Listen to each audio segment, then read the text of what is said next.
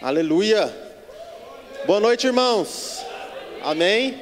Uau, vocês estão felizes. Vou nem perguntar, eu estou afirmando. Vocês estão felizes. Amém? Que a graça do Senhor seja com você, com a sua família essa noite. Amém? Para a gente ir ganhando tempo, já pega aí a sua Bíblia. Abre ela em Romanos 12.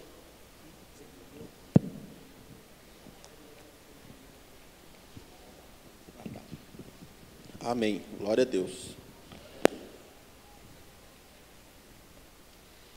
Deixa a sua Bíblia aí aberta, também vai ser projetado aí Romanos capítulo 12. Hoje o Senhor colocou no meu coração para que a gente meditasse um pouco aqui nas Escrituras a respeito de arrependimento. Para que o Senhor nos leve, eu creio, eu realmente senti o tocar do Espírito ali durante o louvor.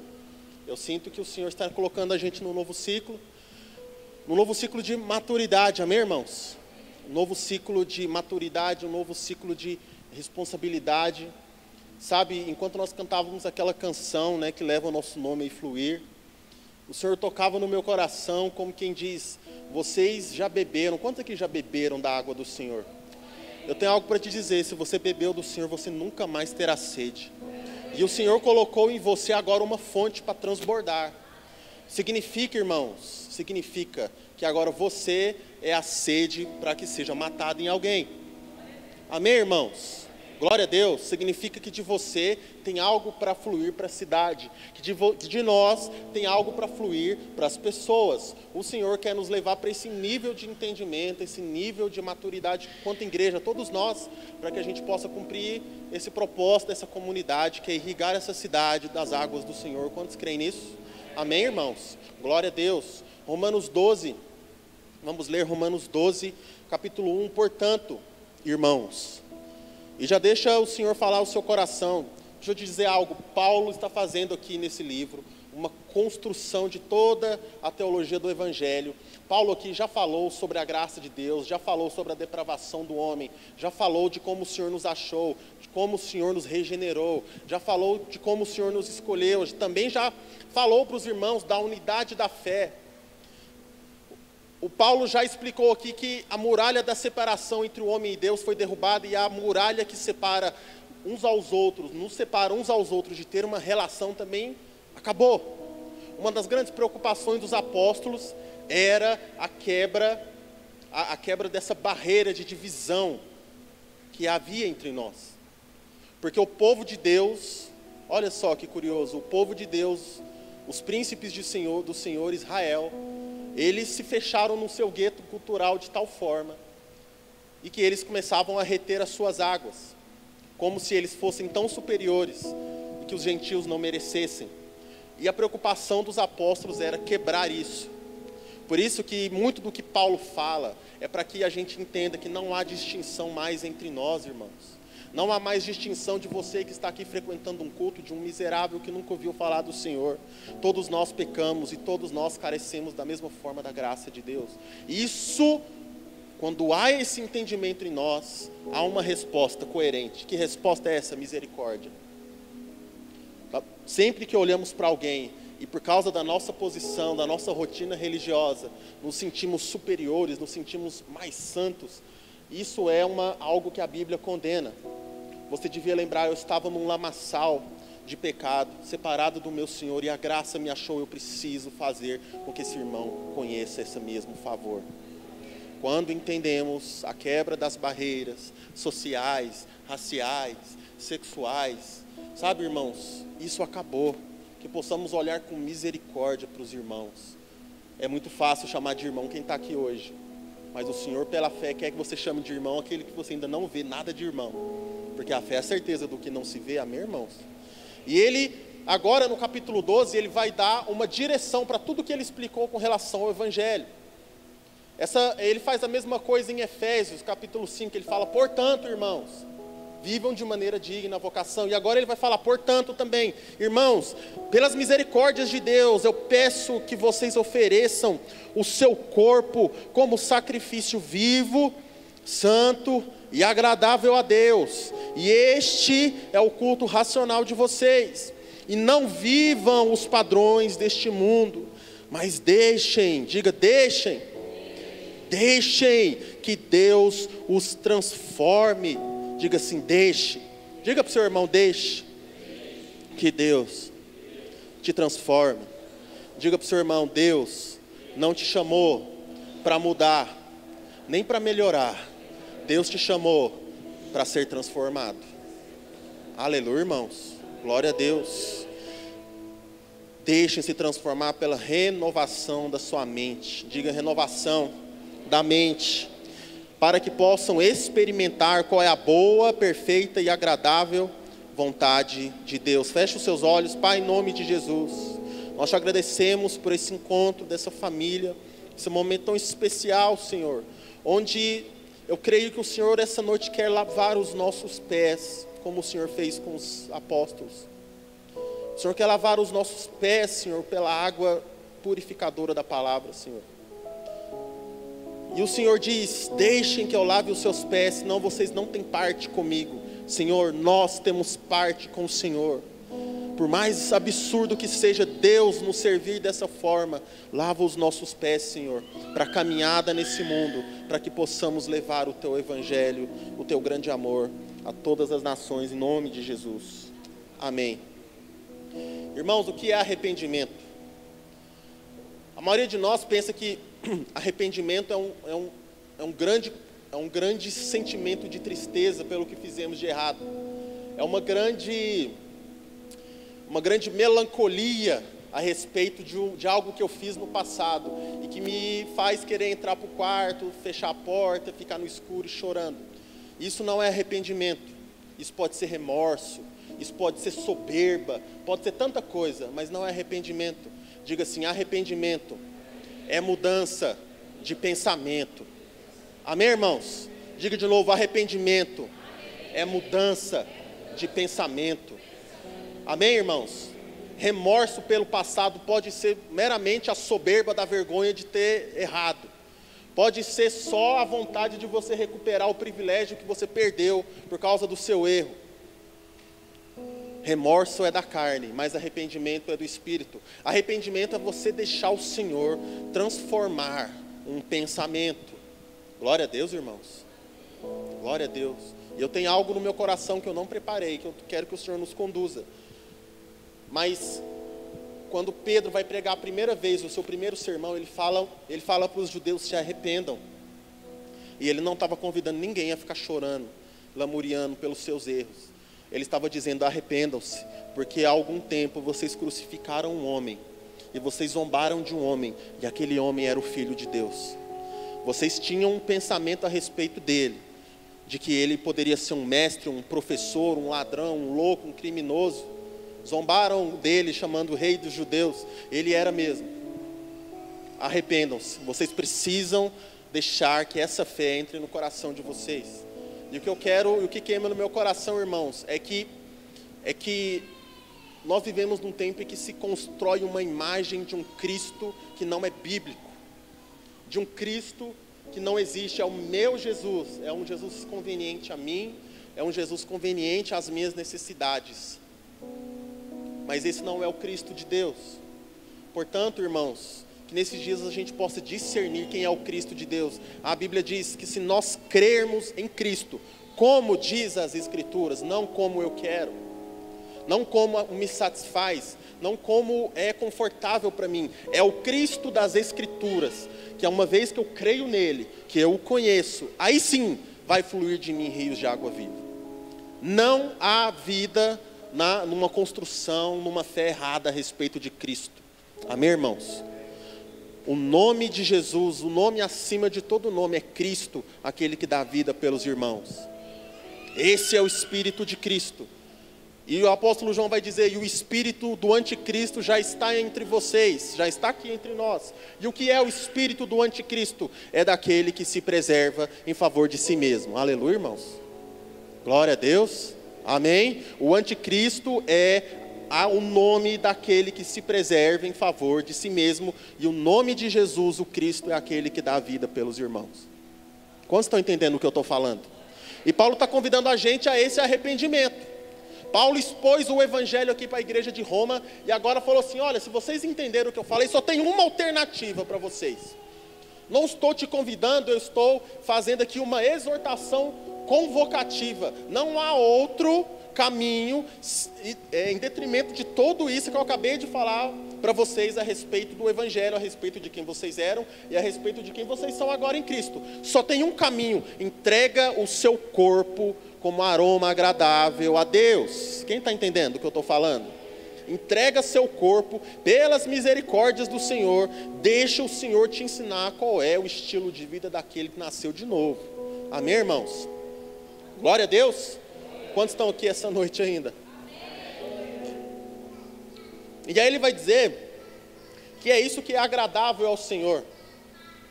Às vezes a gente pensa que a nossa liturgia de hoje é o que agrada ao Senhor, é o que glorifica. Não, irmãos, o que glorifica é uma vez que eu entendo o evangelho, eu deixo essa palavra consumir o meu corpo, e nesse sentido é que eu entrego o meu corpo para que a vontade de Deus seja feita na minha vida, em detrimento do que eu acho, em detrimento do que eu achava, em detrimento do que vai acontecer. E é isso que o texto está dizendo. Aí ele fala, deixa.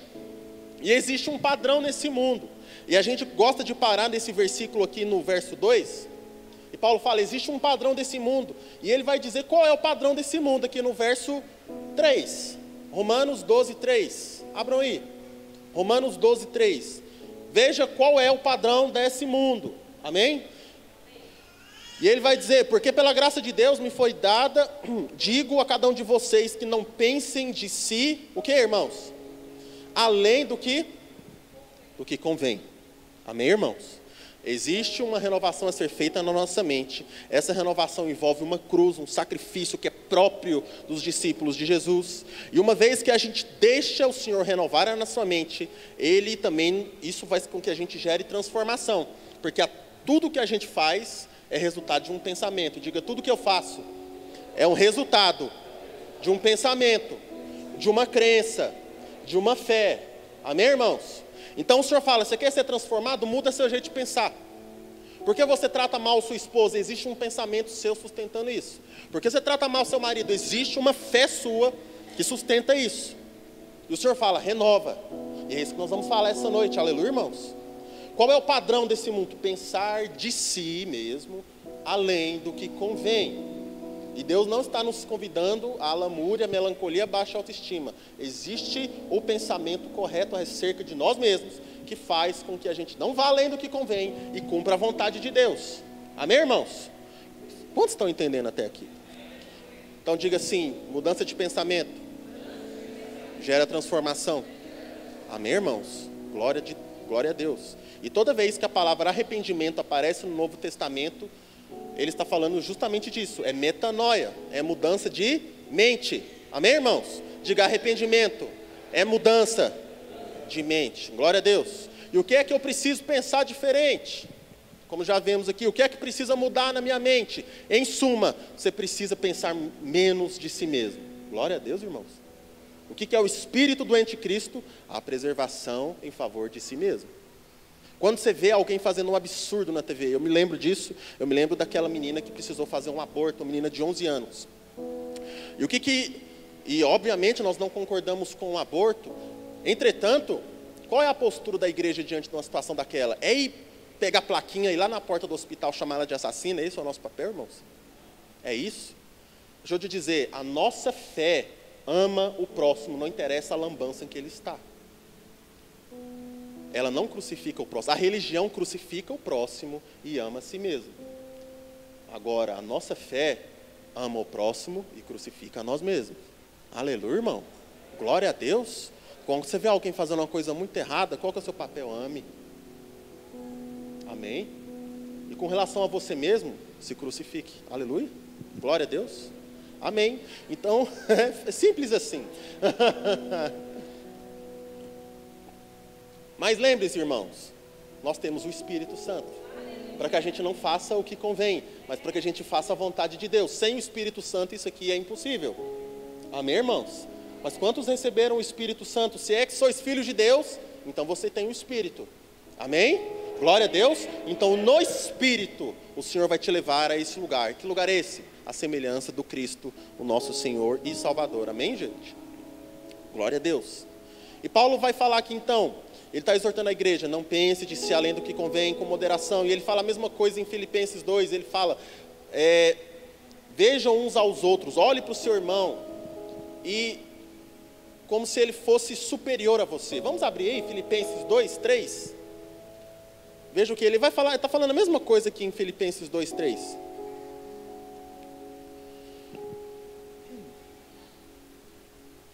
Filipenses 2, 3, ele diz assim, não façam nada por interesse pessoal ou vaidade, mas por humildade, cada um considerando os outros, o que, irmãos?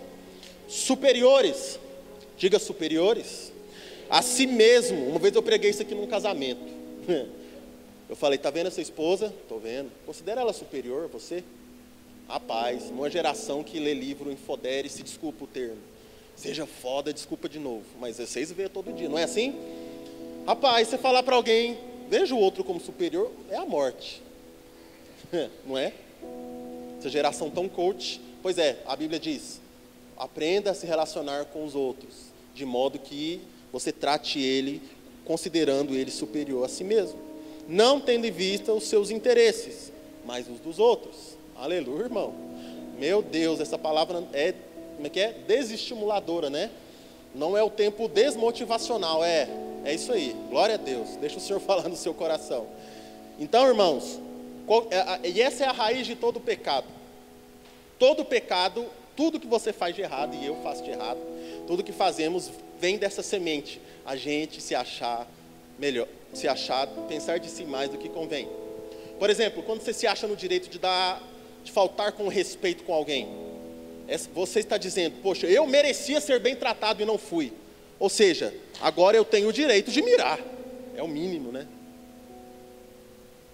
A pessoa não te trata com a maneira com que você idealizou, eu teve expectativa. Como você é muito merecedor de um tratamento VIP, você fica irado e se acha no direito de devolver com a mesma ira ou mais. Mas a única coisa que Jesus disse é que se alguém te dá uma bofetada na cara, lembra ele que você ainda tem outro lado para ele bater. Aleluia, irmão. Ô irmão, você esqueceu do outro lado. Esse é o Espírito de Cristo. E essa é a conduta do reino. Aleluia, irmãos. Glória a Deus. Imagina um povo que vive assim. Glória a Deus. Então, essa é a raiz de todo pecado. E é isso que é necessário que você deixe, diga, deixe o Senhor mudar a sua mente. É isso que precisa ser renovado. Pensar de si além do que convém é a raiz do nosso pecado. Glória a Deus, irmãos. Então todo pecado se manifesta assim, a partir dessa referência que é o merecimento. Então as pessoas se acham merecedoras, as pessoas reivindicam, ou quando nós, melhor dizendo, reivindicamos nossas próprias vontades diante de Deus. É quando vamos aqui para uma reunião como essa, buscar o poder de Deus para que a nossa vontade seja feita. É porque a gente pensa de si mais do que convém. Então quando a gente questiona a vontade de Deus, é como se a gente estivesse dizendo, Deus, essa é a tua vontade, mas essa aqui é melhor, Deus. Faz essa, seja feita a minha vontade aqui na terra. O Senhor não está entendendo, então eu vou vir aqui, eu vou cantar para que o Senhor se converta às minhas vontades. É ou não é assim, irmãos? Para que as pessoas fazem campanha? Para que elas façam a vontade de Deus? Ou para que Deus faça a vontade dela? Não responda. Não precisa. Por que as igrejas estão lotadas? Porque estão pregando teologia da prosperidade. Faz tudo certinho e Deus se converte a você. Deus faz as suas vontades. Deus não vai deixar nada de ruim acontecer com você. Onde está isso, irmãos? Isso é heresia, da brava. Mas é o que a gente mais ouve. Porque a palavra da cruz, pouca gente quer. Esvazia culto. O culto de Jesus estava bom e cheio no dia do milagre. No dia do fogo e da campanha da multiplicação. Foi Jesus falar, não, vocês precisam comer da minha carne e do meu sangue. O culto esvaziou, o prédio ficou vazio. O pastor, como é que eu pago aluguel agora? Eu preciso de gente. Quem está entendendo o que eu estou falando, irmãos? Deixa o Senhor falar com o seu coração. Então, quando a gente também argumenta, expondo currículos de Deus para mostrar o quanto a gente precisa ou merece uma bênção, também é pensar de si além do que convém. Não perdoar o próximo é uma característica de justiça própria e merecimento sem precedente, irmãos. Sem precedentes. De forma que o Senhor fala, se você não perdoa o próximo, eu também não te perdoarei. Não faz sentido você dizer que recebeu o perdão de Deus e não quer pegar desse mesmo perdão e liberar em favor do outro. Não tem sentido. Por que Jesus fala isso? Ele está dizendo, é porque você ainda não creu verdadeiramente no Evangelho. Quantos estão me acompanhando? Quando julgamos alguém que caiu, afinal de contas, eu não faria aquilo. Justiça própria. Irmãos, e agora eu vou te falar. A nossa geração, acho que é a geração mais, como é que eu posso dizer, ofendível de todas. A gente vai pastorear, né, Diego? A gente fica pisando em ovos. Eu estou querendo que o Senhor me liberte disso. Porque se exortamos em amor nas Escrituras, por mais duro que seja, se aquele é um irmão, ele vai suportar. E se ele é de sair, ele vai sair. Quem está entendendo o que eu estou falando? Aleluia, irmão. Pessoas facilmente ofendíveis é uma pessoa que está, como diz minha mãe, supitando de justiça própria. E pessoas que se iram por ver outras pessoas honradas, que afinal de contas devia ser eu. Porque eu dei mais, eu fiz mais, eu ajudei mais, mas o pastor está honrando o outro. E aí a gente busca sempre a honra própria. Então, justiça própria, irmãos, o merecimento, pensar de si além do que convém, é a raiz dos nossos pecados. Quantos entenderam isso? Por isso ele é o pior pecado. É por isso que o Evangelho precisa quebrar a nossa justiça própria, para que ele faça sentido. É por isso que nós não podemos, como é que eu posso dizer, não podemos deixar de ensinar a doutrina do pecado. Porque como a gente é uma geração ofendível, a gente vem aqui falar da graça, mas a graça não vai fazer sentido para ninguém que não entenda o quão miserável é diante de Deus. O quanto a única coisa que merece é a condenação. Então a gente canta, restitui, eu quero de volta o que é meu. Você tem certeza? O Leandro fala, você tem certeza que Deus quer que te devolva o que é seu? Ele vai te pôr no colo do capeta. É isso que é seu. O resto é o quê? Graça. Aleluia, irmãos. Aleluia. Agradeça pelo que o Senhor te deu, que você não merecia. E sempre que você estiver ruim, lembra dessa palavra, você está melhor do que merece. Aleluia, irmãos. Glória a Deus. Amém. Deixa o Senhor renovar a nossa mente essa noite. Então esse é o padrão desse mundo, irmão. Esse mundo é que nos leva a ser egocêntricos, a buscar a satisfação dos desejos, a engrandecer as nossas opiniões, autodefesa, reivindicação. E alguém te fala uma coisa, você precisa lacrar no final daquela causada, porque você é o top e tal. Tenho que dar a última palavra, ser o primeiro, ser o maior. E aí tem os livros lá dos coach, né? Vou falar de novo, deixa eu chocar seu coração. Seja foda, enfodere-se. Isso é do capeta, meu irmão. Aleluia. Isso não vem do Senhor. O Senhor fala, humilhe-se, meu filho. Não pense de si além do que convém. Olhe para os outros como superiores a você. Amém, irmãos? Glória a Deus. Imagina as relações se cada um tivesse esse pensamento, tivesse esse espírito. E é o que Paulo fala em Filipenses. Tenham o mesmo espírito que havia em Cristo, porque se alguém merecia era Cristo, mas o que ele fez com todo o seu merecimento e direito que ele tinha mesmo? Esvaziou-se, assumiu uma forma humana. Não há humilhação maior para um Deus do que assumir a nossa forma. C.S. Lewis fala que a encarnação é como você virar uma lesma. Entende o rebaixamento evolucionário, vamos dizer assim, de espécie que você está se sujeitando? É o que Deus fez. Estava ouvindo essa semana de um cientista, esqueci como é que chama, o que estuda o espaço, o universo. Astrólogo. E aí ele estava dizendo assim, o universo que a gente conseguiu mensurar até hoje tem 13 pontos, não sei quantos bilhões de quilômetros, de anos-luz. E a gente ainda não conseguiu dimensionar onde termina o universo. Deus é maior do que isso. Porque foi Ele que fez. Amém, irmãos? Vocês já viram aquela escala de tamanho da Terra? Aí mostra o Sol, aí mostra o Júpiter, aí vai mostrando o Sol de outra galáxia, e a Terra vira, como diz o Reagan lá, um pálido ponto azul no universo. Deus é maior do que isso. E esse Deus virou gente. Ele se esvaziou. E esse é o Espírito que há em Cristo, que precisa haver em nós, os filhos de Deus. Aqueles que se esvaziam e no Espírito de Cristo servem ao outro como se ele fosse superior. Não é nem que ele é, meu irmão, mas você trata ele como se fosse.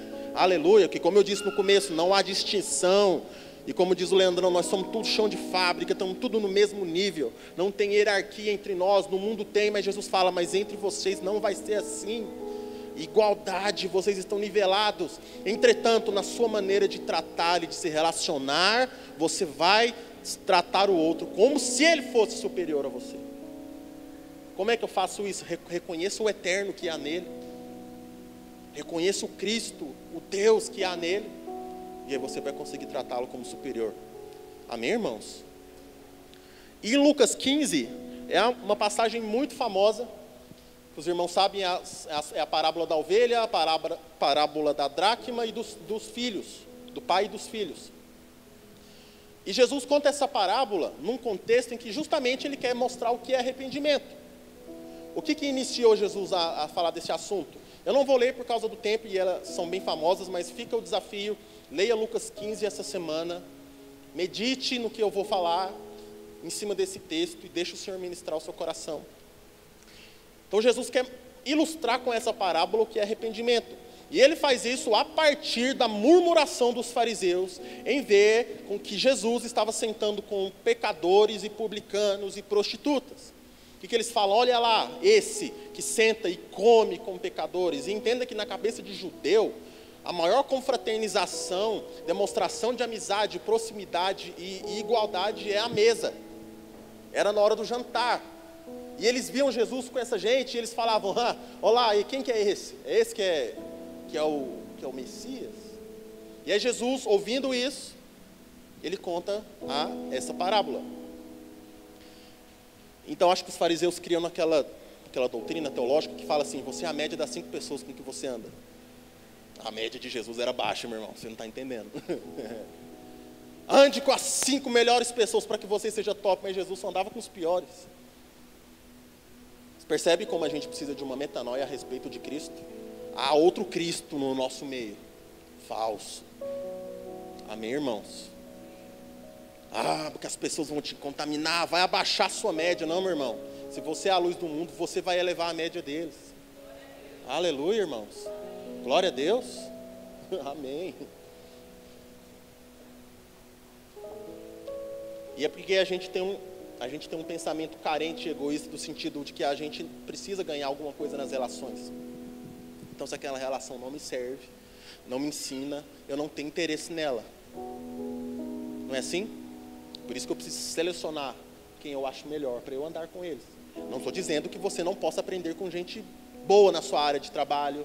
Não estou dizendo que você não possa se inspirar em homens que alcançaram resultados no seu trabalho e por aí vai. Mas, pelo amor de Deus, você não se relaciona só com quem você vê vantagem. Você se relaciona diante do irmão a qual você, em Cristo, sabe que você é responsável. Amém, irmãos? Glória a Deus. Então, quando os fariseus viam um leproso, qual que era a lógica? Não toca, porque senão a impureza pega para você. Mas Jesus, quando vai curar um leproso, ele toca e a pureza de Jesus é que entra nele. Assim somos nós, irmãos. Glória a Deus. A pureza de Cristo que há em nós é que vai passar para aquele que é leproso, impuro. Por isso, irmãos, ide. Amém, irmãos? Glória a Deus. Então, em Lucas 15, para ensinar aos fariseus a respeito disso que eles falaram, e para falar sobre arrependimento, o Senhor Jesus começa falando de uma ovelha e de uma dracma. Diga ovelha e dracma. Quem já leu essa passagem, diga amém. Ou já ouviu, amém? O Senhor vai dizer, tinha uma ovelha que se perdeu, se separou das 99. E o pastor largou as 99, foi lá atrás daquela que se perdeu. E encontrando ela, pôs elas no ombro, levou ela de volta. E ele fala, isso é arrependimento. Isso é arrependimento? É. Aí ele fala, e teve uma moedinha que uma mulher perdeu, uma dracma. E querendo encontrar essa moeda, ela fez um furdunço na casa dela, tirou tudo do lugar. Limpou tudo, fez uma faxina, fez uma zona até que ela encontre, e Jesus fala, isso é arrependimento, é mais alegria no céu quando um pecador é encontrado do que 99 justos que não precisam se arrepender. E depois ele entra na parábola dos filhos, para continuar esse raciocínio. Então, ambos, tanto a ovelha quanto a dracma, aponta para nós, diga para nós, fala mais alto, filhos de Deus. Diga assim, os dois estavam perdidos. Diga assim, um perdido fora de casa, um perdido dentro de casa. Amém? Outra coisa que eu quero trazer para que a gente possa meditar nessa parábola. A ovelha, ela é um animal que tem certa consciência. Amém, irmãos? Uma ovelha, ainda que se separe do seu rebanho, ela sabe que ela está num lugar errado. Ela sabe que ali não é o ambiente dela, porque ali não há o pastor igual ela está acostumada a ouvir a voz. Ali não há os seus irmãos, os seus semelhantes. Então ela é uma perdida consciente. Diga, perdida consciente. Amém, irmãos? Porque ela está sentindo falta da relação. Ela se perdeu, mas a relação faz parte da natureza dela. Então, por mais que a ovelha seja boba e vive se perdendo, ela tem consciência da sua própria perdição, por mais que ela não dê conta de voltar. Mas elas são facilmente, diga facilmente, conduzidas de volta. Justamente por ela ter essa consciência e conhecer o pastor. Amém, irmãos? Quantas vezes for necessário. Então, quando a gente lê a parábola, a gente não percebe dificuldades da ovelha que se perdeu voltar para o lugar de onde não devia ter saído. Amém? Quantos estão entendendo o que eu estou falando? Já na parábola, a dracma é uma moeda. Amém, irmãos? E essa moeda, vamos entrar novamente, vamos refletir sobre o texto. É uma moeda usada aqui, já é um objeto sem consciência, diga sem consciência. Ela está dentro de casa, mas a sua falta de consciência faz com que ela permaneça perdida. E ela está perdida e não sabe. Outra característica interessante, toda moeda tem gravado o seu valor próprio em si mesmo. Sim ou não? Vai guardando aí. Então a gente percebe que na parábola, encontrar essa moeda, esse personagem, justamente porque ela não sabe da sua condição e, portanto, está imóvel, achar ela já é um processo mais difícil. Quem está entendendo?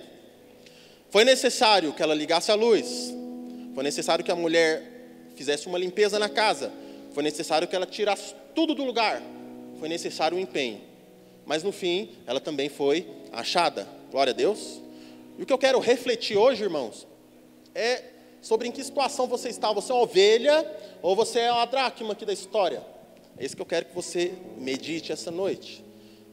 Com base nessas características, com quem você se parece mais? Com a ovelha ou com a dracma? Uma coisa em comum, todos nós precisamos da direção constante do Senhor. Todos nós. Todos nós. E o Senhor promete isso para aquele que tem o Espírito. O Senhor o guiará continuamente. O Salmo 25 que ele fala, Senhor, guia cada um dos meus passos. Amém, irmãos? Todos nós precisamos ser guiados e nos submeter à direção e da vontade de Deus. Então nós percebemos que tanto a ovelha quanto a dracma estavam perdidas, fora da presença, e não desfrutavam da vontade de Deus. Ou do pai, porque quando Jesus introduz a parábola do filho pródigo, que devia se chamar a parábola do filho mais velho, porque ele é o foco, quando Jesus introduz essa parábola, ele deixa esses personagens semelhantes. Amém, irmãos? Então, como se ele estivesse dizendo, os dois estão fora da presença do pai. Os dois são ignorantes com relação à vontade do pai. Os dois estão vivendo a sua própria vida e pensando de si além do que convém. Amém, irmãos? Os irmãos estão entendendo? Acompanha aí o fio da meada. Você vai entender onde eu quero chegar. Então, a gente lê na parábola dos filhos que o mais novo chega diante do pai e faz o quê? Reivindica. Eu quero o que é meu. Eu quero o que é meu, me dá. Porque o que eu quero fazer com essa bênção? Quero ir embora. Viver a minha vida, do meu jeito, e ser feliz. Amém, irmãos? Qualquer semelhança com a realidade é totalmente intencional. Amém? Quero viver a minha vida, quero ser feliz. Isso implica não estar perto de você. Isso implica não estar debaixo dos seus olhos. Isso implica eu não me interessar sobre o que você quer me dizer ou quer me ensinar. Entrega o que é meu e tchau. Irmãos, vamos, a gente está em família. Por que as igrejas estão lotadas? Não é isso que elas querem. Senhor, me dá o que é meu, porque eu tenho esse projeto, porque eu tenho esse desejo, e eu quero ser feliz. Conversei com um senhor, dos seus 50 anos, que se divorciou e já teve 3 namoradas em 4 anos. E ele dizendo que não acha ninguém que o faz feliz. Me dá uma vontade de dizer, eu devia ter falado. E você nunca vai achar. Porque a gente não se relaciona com base numa carência, e sim com base num compromisso. De você ser a pessoa que o outro precisa, e não do outro ser a pessoa que você pensa que merece. Quantos estão me entendendo? Metanoia nas relações, metanoia no seu casamento, metanoia no seu namoro, metanoia no seu noivado. Deixa o Senhor renovar a sua mente. Não se junte com ninguém para você ser feliz. Você vai se frustrar e vai gerar uma relação triste. Amém? Amém? O Senhor quer que você encontre alguém em que você está disposto a dar a última gota da sua vida para ser o homem ou a mulher de Deus que o outro precisa. Quem está entendendo o que eu estou falando? Amém? Não tenha filhos para ser feliz, tenha filhos porque você tem um compromisso. Já reparou que pai vai falar das dificuldades do filho? Não, mas é bom. É bom porque é cheiroso, né? Que delícia. Irmão, vamos falar a verdade? É muito mais dificuldade do que o resto. Mas não importa. Porque amor não é você sentir o cheirinho. Amor não é você gostar. Amor é quando você está morrendo de sono, cansado de trabalhar. E o neném chora. E você, naquele momento, não quer. Não é isso que você sente. Você está com raiva dele até. Mas você levanta mesmo assim. Isso é amor. Amém? No momento que você está sentindo aquela ternura. É paixão, é afeto, mas não é amor. O amor é quando você serve quando você não está afim. Isso é amor. Amém? Glória a Deus, irmãos. Porque amor é o compromisso com o outro, e não o sentimento que ele te entrega. Glória a Deus. Glória a Deus, irmãos. Deixa o Senhor renovar a nossa mente essa noite. Glória a Deus. Então que todas as suas relações sejam assim. Glória a Deus. Então os dois estavam perdidos, os dois reivindicavam a bênção. O mais novo pediu a bênção para ficar fora do pai, o mais velho falou: o Senhor não me dá nada para eu festejar com os outros. Já percebeu? No final ele fala a mesma coisa praticamente. Ele fala: para ele você deu isso, né? Para mim o Senhor não dá nada, porque eu queria o que é meu também para festejar com os outros, não com o Senhor. E é por isso mesmo que eu não vou entrar para esse banquete que você fez para o teu filho. Porque ninguém tem muita dificuldade de reconhecer Deus como pai, mas tem dificuldade de reconhecer o outro como irmão. Mas se você não reconhece o próximo como irmão, significa que você não tem um relacionamento complicado e ignorante com relação ao seu pai. Sim ou não? Tanto é que você pode ler depois, ele fala assim: esse teu filho desperdiçou. E aí o pai fala: é necessário alegrar, porque esse teu irmão estava perdido, foi achado. Entende? Que o pai está querendo ressignificar as coisas para os dois. O mais velho queria uma bênção conquistada pela sua conduta, mas vivia como escravo. E o Diego tem falado aqui sobre o pensamento de escravo. É filho, mas vive como escravo. Por quê? Porque ele está prestando um serviço para a divindade depois dever ele. Mas filhos já entendem quem são, já entendem o que receberam e fazem tudo o que fazem para que o Senhor o coloque num processo de amadurecimento. Está muito rápido, irmãos? Vocês estão entendendo o que eu estou falando? Por exemplo, o pastor Paulo Borges nos dá um exemplo fantástico. Quem aqui tem filho um pouco maiorzinho já? Quando você chamava seu menino: ô menino, vem me ajudar aqui com a louça. Aí o pastor Paulo fala assim: não é possível que você queria uma louça bem lavada, não é possível que você é tão burro. Porque a última coisa que você vai ter chamando seu filho pequeno para lavar a louça é uma louça bem feita. Mas você chama mesmo assim. E depois você gasta mais tempo consertando o que ele fez do que aproveitando o trabalho. Mas você não para de chamar. Por quê? Porque você quer um trabalho bem feito? Não, porque você quer um filho amadurecido. Porque você quer um filho num processo. Então os filhos de Deus fazem o que fazem, não pelo serviço e pelo reconhecimento do bem feito. Porque Deus gasta mais tempo consertando o nosso trabalho do que aproveitando. Sim ou não? Mas o Senhor nos chama para servir enquanto Ele nos amadurece, enquanto Ele nos coloca num processo, para que sejamos a imagem do Filho, o homem, o ser humano, Jesus. Amém? Deixa o Senhor colocar essa sabedoria aí no seu coração. Os dois estavam perdidos, os dois viviam como escravo, os dois pensavam de si além do que convém, porque ninguém pode reivindicar a herança, ninguém pode conquistar a herança, você tem pela graça, não pelo que você faz, como eu acabei de dizer. A herança, diga assim, a herança é viver a vontade do Pai. Como cantamos aqui, é que a tua vontade é que mata a minha sede. Fazer a tua vontade é o meu alimento, é o que Jesus fala. Fazer a vontade daquele que me enviou. Amém? Esse é o meu suprimento. Então a gente vê que num certo ponto, o filho mais novo, então, ele percebeu a sua real condição mediante o sofrimento que ele passou. No momento em que ele entra num ambiente de sofrimento, no momento em que ele percebe que talvez as pessoas que estivessem com ele se afastaram, porque afinal de contas acabou o dinheiro. Pega um rapaz com dinheiro, bota nessa Goiânia aí, vai ter amigo. Sim ou não? Bota esse rapaz quebrado, ele vai vir para a igreja. Porque não vai sobrar ninguém. Mas o fato é que quando ele começou a passar pelas consequências do que ele fez, a Bíblia diz que ele caiu em si. E muita gente acha que aqui que aconteceu o arrependimento, mas não foi. Ele fez uma conclusão lógica. Ele falou, na casa do meu pai tem pão até para o empregado.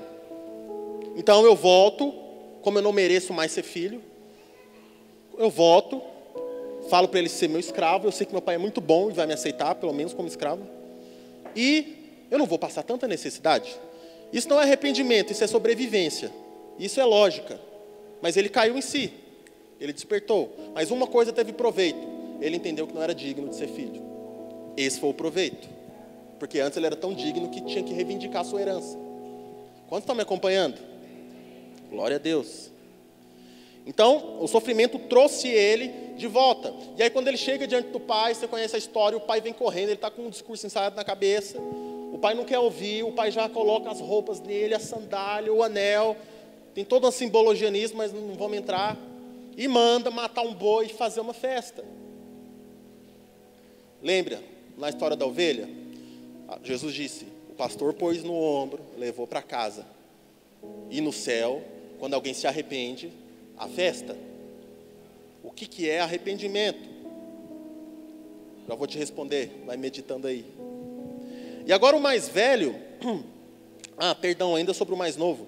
O filho mais novo deixou com que essa graça do pai, ele sabia que não merecia, esperava um tratamento como escravo, mas o pai resolve o tratar como um filho de honra. E essa graça faz com que ele seja recolocado na posição dele, de filho. Amém? Então o filho pródigo é semelhante àquela ovelha da parábola. Amém? Diga assim, o filho pródigo é semelhante à ovelha da primeira parábola. Glória a Deus. Amém? Então ele foi achado, ele aceitou a graça do pai.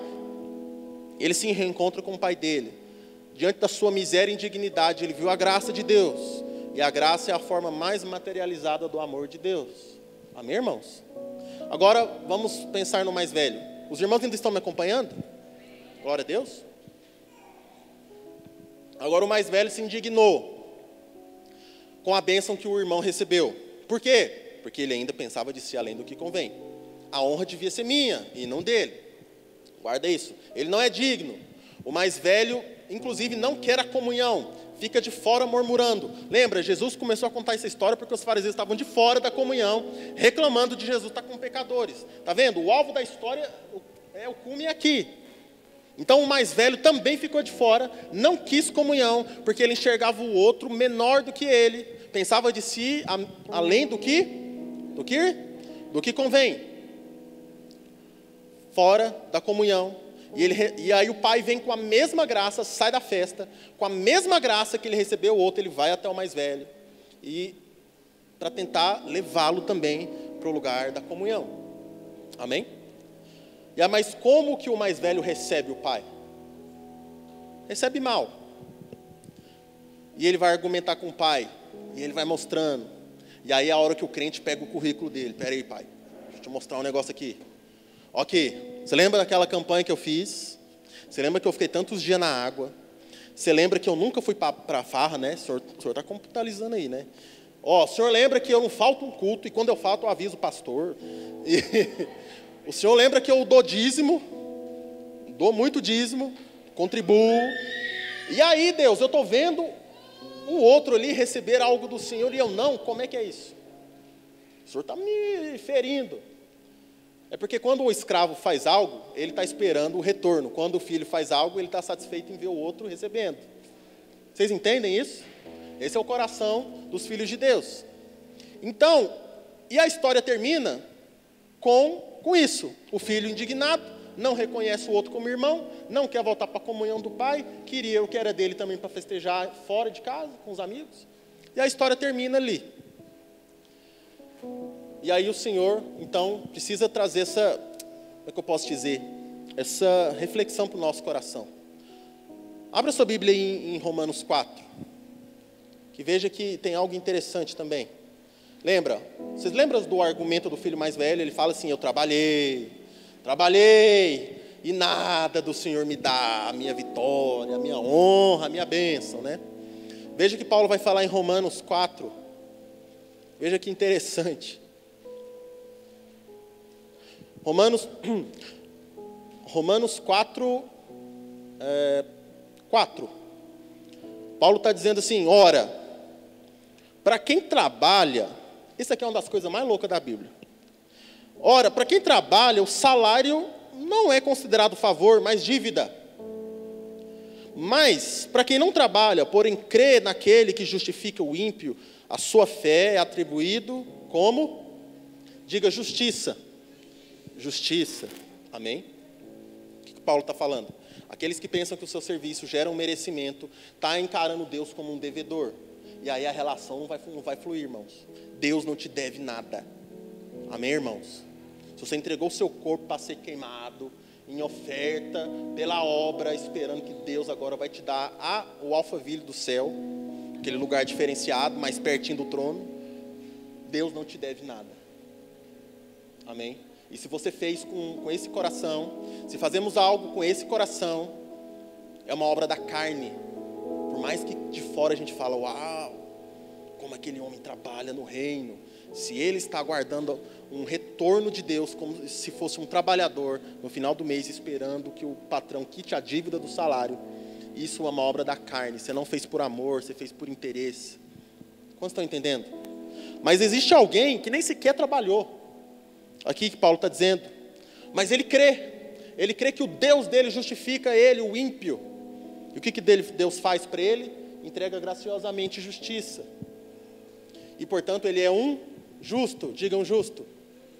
E qual que é a principal característica do justo? Ele exerce justiça. E o que é exercer justiça? Exerce a vontade do Pai. Por que nós não fazemos a vontade do Pai? Porque a gente ainda é um trabalhador esperando que Deus pague o que nos deve, com a sua bênção, com a proteção de nada de ruim acontecer na minha vida, de nenhum gafanhoto devorar minhas finanças, e de nada de ruim. A mulher que eu espero, minha mulher vai ser transformada esse ano, porque eu quero uma vida mais fácil, por aí vai. Quem está entendendo o que eu estou falando, irmãos? Não é isso que a gente vai ouvindo por aí? Não é? Sim ou não? Não é. Então, isso gera o quê? Aquela classe de crente decepcionado com Deus. Toda vez que alguém fala que está decepcionado com Deus, eu já fico esperando. Falando, vai irmão, por que você está decepcionado com Deus? Me conta. E aí, irmão, é isso aqui. Ele fala, não, você não está entendendo. Eu ia na igreja, fazia tudo certinho. E aí eu orei, pedi para o meu pai ser curado, e ele faleceu. Decepcionado com Deus. Que Deus é esse? É o Deus que tem uma vontade soberana. É um Deus que você precisa orar para perguntar, Deus, qual é a tua vontade? O que o Senhor quer de mim? Eis-me aqui, teu servo ouve. Amém? Então a gente bota lá no nosso quarto de oração a cadeirinha para Jesus sentar, e ele senta, e nós vai contando para ele o que a gente queria. E nenhuma hora a gente fala, Senhor, conta para mim o que o Senhor quer. Amém, irmãos? Glória a Deus. Senhor, me revela a tua vontade. Paulo fala, deixa o Senhor renovar sua mente, para que você, sendo transformado, comece a viver a vontade de Deus. Comece a desfrutar da vontade de Deus. Comece a testemunhar da vontade de Deus na sua vida, irmão. Amém? Irmãos, cuidado com os falsos cristos da nossa geração. Do Cristo que está aqui para te satisfazer os seus desejos. Esse é o anticristo. do Cristo que está aqui para entregar poder para que você consiga concluir seus projetos. Esse é o anticristo. Amém? Os filhos de Deus não estão preocupados com o poder, filhos de Deus estão preocupados no conhecer e prosseguir em conhecer a esse Deus e submeter toda a sua vida à vontade dele. Amém? Glória a Deus. E Paulo vai ensinando. Então, aquele que confia no Deus, que entrega para alguém aquilo que ele não merece, esse é o justo. Se tem alguém aqui que merece alguma coisa essa noite, Jesus não veio para você. Procura outra fé. Você está num lugar errado. Se você merece alguma coisa, Jesus não é para você. Porque Jesus veio para os doentes. Jesus veio para os perdidos. Jesus veio para aqueles que não merecem. Mas se há alguém aqui que entrou aqui cabisbaixo, perguntando como é que fazia, que jeito que cantava, para que ele conseguisse que Deus olhasse para ele, tivesse misericórdia, você sabe que você não merece. Cristo é para você. E Ele está aqui essa noite para se revelar a você e a fazer você conhecer do amor que excede entendimento. E uma vez que você conhece esse amor, você ama o próximo. Esse é o sinal que você creu. Esse é o sinal de que você ouviu. Esse é o sinal de que você o conheceu. Você ama, porque nós só amamos porque Ele nos amou primeiro. Portanto, se você sabe que o Senhor o amou, que te entregou o que você não merece, a sua vida é uma vida de oferta, de amor. E me permita gastar mais um tempo em dizer que amor não é um sentimento. Amém? Glória a Deus. Qual o seu nome, meu irmão? Você? Gabriel. Acho que eu nunca te vi antes, Gabriel.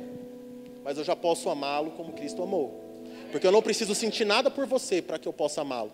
Eu preciso ter disposição em servi-lo. Isso é amor. Amém? Glória a Deus. Portanto, você pode amar um miserável na rua. Você pode amar aquele que te traiu. Tudo isso faz parte da manifestação daqueles que viram o amor de Deus. E isso é santidade. Amém? Glória a Deus. Porque se as outras pessoas não verem a nossa santidade, elas não verão a Deus. Porque sem santidade ninguém verá a Deus. Quantos estão entendendo o que eu estou falando? Quero só colocar aqui, para finalizar, duas citações. Pode colocar aí, irmão, por favor.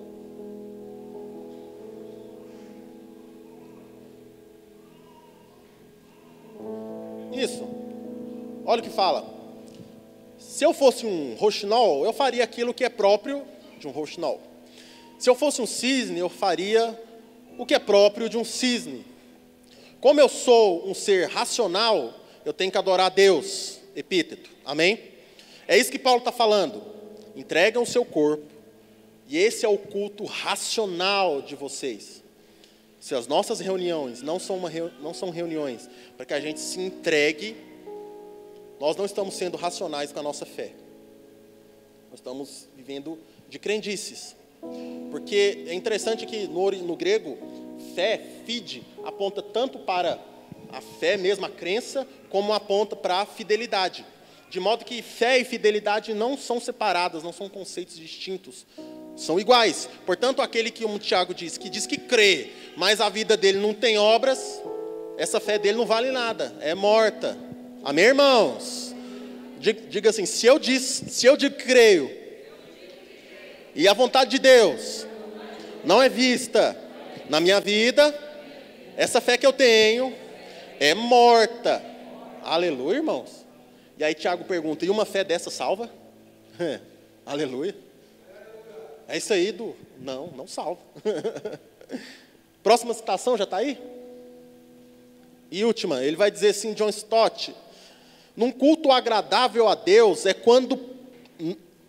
Nenhum culto agradável a Deus, quando é puramente interior, abstrato e místico. A nossa adoração deve expressar-se em atos concretos de serviço e manifestados em nosso corpo. Aí ele diz, a santidade cristã se evidencia nos atos do corpo. Assim devemos oferecer as diferentes partes do nosso corpo, não ao pecado, ou seja, pecado é as minhas vontades e desejos, mas como instrumentos de justiça. mas a Deus devo oferecer-me como instrumentos de justiça. É por isso que ele fala que aquele que crê, Deus justifica, torna justo. Então o que é atos de justiça? Oferecer a minha vida em sacrifício agradável a Deus, em serviço ao meu próximo, em tudo que faço, em tudo que sou. Amém? De glória em glória. Quantos estão entendendo o que eu estou falando? Glória a Deus. Então, voltando à parábola, irmão, o que então é arrependimento? O que é arrependimento, então? Arrependimento é quando você deixa o Senhor te achar. Veja a lógica.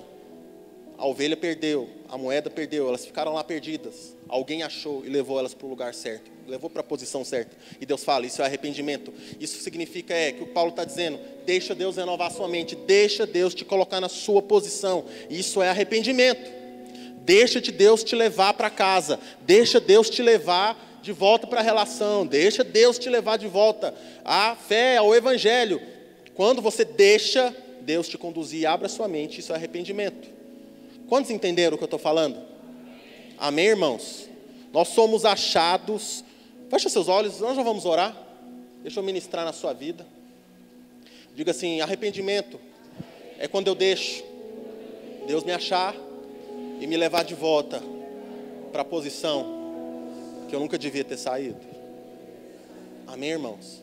Diga, arrependimento é mudança de mente, é não pensar de mim mesmo além do que convém, mas é tratar o próximo como alguém superior a mim.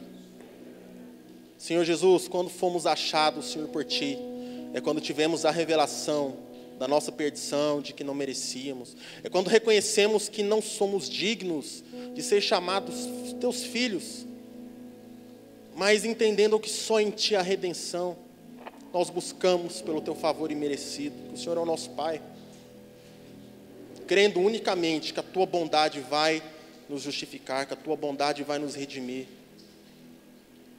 E Deus, nós sabemos que isso acontece nas nossas vidas, quando nós conseguimos manifestar graça para o próximo. É por isso que Jesus diz no Sermão do Monte, bem-aventurados os pobres em espírito, deles é o reino. Bem-aventurado é aquele que não pensa de si além do que convém. Bem-aventurado é aquele que olha para o seu interior e fala, sou miserável, pobre, cego, nu, eu preciso de Ti. Jesus disse, feliz é esse, porque dele é o reino. E Senhor, e essa é a semente, não pensar de nós mesmos além do que convém.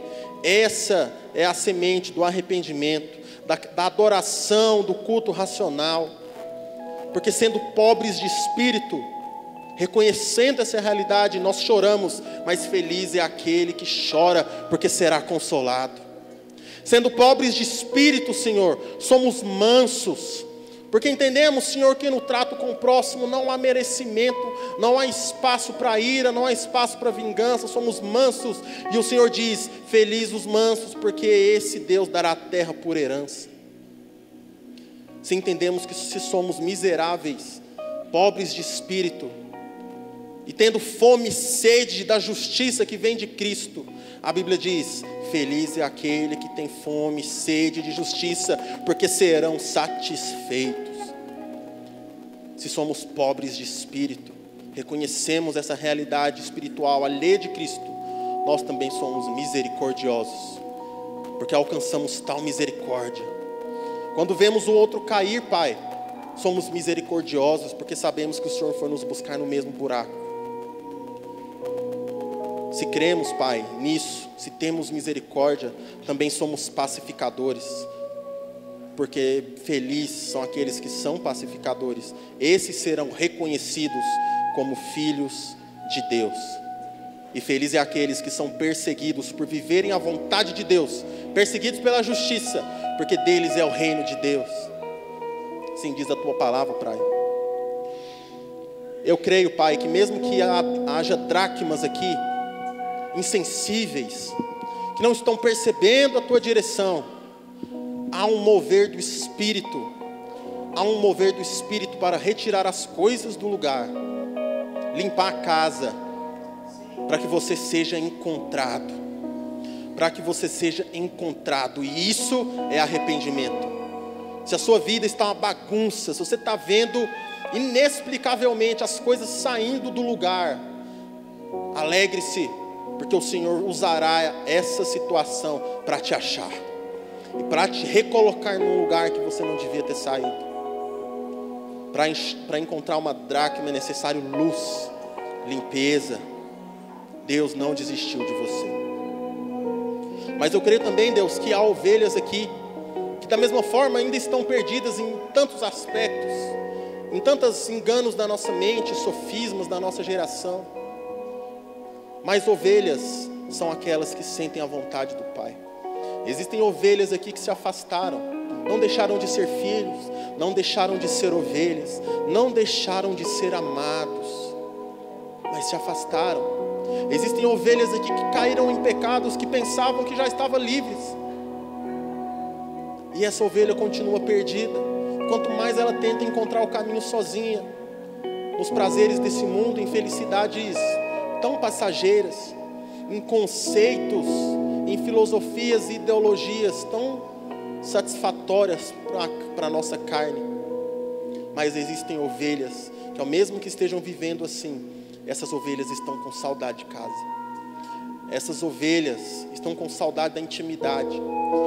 Há ovelhas aqui que não sabem voltar pelo caminho. E eu digo, filho, tu não sabe mesmo. Mas o Senhor essa noite te colocará no ombro, te levará de casa para casa e haverá uma festa no céu. Porque o Senhor se alegra muito mais quando há arrependimento, quando você deixa Ele te colocar no ombro e te conduzir para a justiça, do que quando não há necessidade disso. Ô Senhor, que nós possamos, Deus, começar a avançar para essa nova etapa de maturidade, Senhor. Usa os ministérios que já estão aqui, Senhor. Os ministérios, Senhor, feitos para servir o corpo. Usa cada um dos meus irmãos na responsabilidade que o Senhor entrega, para que possamos amadurecer, viver, experimentar e testemunhar. A Tua vontade é boa, perfeita e agradável, em todos os momentos. Porque se eu perco alguém e estou de luto, a vontade de Deus é boa, perfeita e agradável. Porque se eu perco a minha empresa e não tenho mais nem R$1 na minha conta, a vontade de Deus é boa, perfeita e agradável. Porque se alguém saiu da minha vida, a vontade de Deus é boa, perfeita e agradável. Porque não interessa as circunstâncias, não interessa o que passar, eu venci o mundo, a paz está com você. Deixe, Senhor, Pai, nos permita deixar ser conduzidos para a Tua vontade. Existem conceitos, sofismas que parecem verdade, mas são mentira na nossa mente. Existe um Cristo forjado por mãos humanas no nosso meio, que é o anticristo, é o Cristo da preservação, é o Cristo da bênção. Mas que o Senhor Deus abra os nossos olhos para enxergar o Cristo da cruz, aquele, Senhor, que nos salvou de nós mesmos e nos enviou para a reconciliação uns com os outros. Oh Deus, que possamos começar a comprovar. Deus, derrama arrependimento no nosso meio agora. Se você chorar, amém, mas as suas lágrimas podem não ser arrependimento. Verdadeiro arrependimento é se o Senhor está mudando a sua forma de pensar sobre algo essa noite. É quando o Senhor nos transforma de dentro para fora. É quando percebemos que a nossa justiça própria precisa morrer. Eu rogo, Pai, como Paulo, pelas misericórdias do Senhor, para que nós possamos apresentar o nosso corpo em sacrifício vivo, santo e agradável a Deus. Sem isso o nosso culto é irracional, não faz sentido. Oh Pai, começa a falar com o Senhor essa noite. Começa a, como o Diego diz, a rasgar o seu coração.